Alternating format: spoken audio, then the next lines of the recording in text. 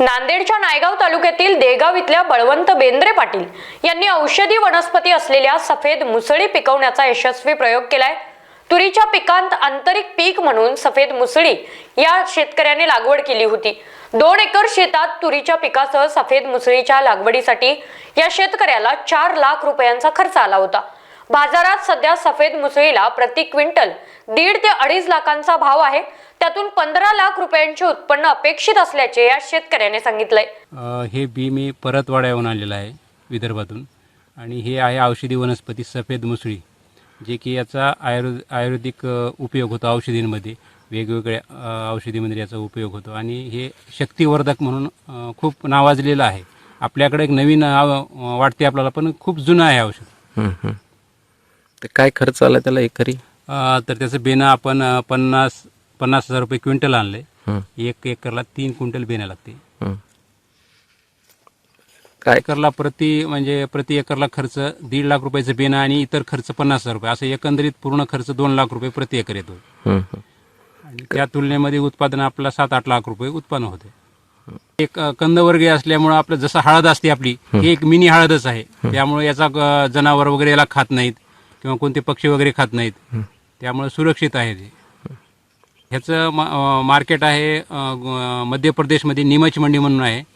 नीमच मंडीमध्ये आशिया खंडातली खूप मोठी बाजारपेठ आहे त्या औषधी वनस्पतीची आणि तिथं सहज विकून जाते ते, किंवा ऑनलाईन सुद्धा आपण विकू शकतो। खूप त्याची डिमांड आहे। सध्या मार्केटमध्ये काय भाव त्याचा? ह्याचा मार्केटमध्ये असं ठोकमध्ये बल्कमध्ये आहे 1.5 लाख ते 2.5 लाख रुपये क्वालिटी प्रमाणे रेट, आणि आपण जर ऑनलाईन विकलं तर 3-4 हजार रुपये प्रति किलो विकू शकता। आता हे आपण 10 जूनला आपण म्हणजे बेड मारले आहे 4 फुटावर, ड्रीप वगैरे टाकून बेडवर लागवड केलेली आहे 2 ओळीमध्ये, आणि त्याच्या बाजूला नंतर 8-10 दिवसाच्या नंतर तूर टोकन केली आहे, गोदावरी तूर। तर हे जे असं सफेद मुसळीचं पीक आहे ते फक्त 4 ते 5 महिन्यामध्ये पूर्ण होते आणि त्यानंतर मग हे आणि फार काही वाढत नाही वनस्पती, जास्तीत जास्त 1.5 फुटापर्यंत उंच वाढते आणि 3-3.5 महिन्याच्या नंतर ते त्याचं कालावधी संपत होते, वरचा पाला वाळून जाते। त्यामुळं तुरीला काहीच अडचण नाही आणि तूर अशी भरघोस आलेली आहे।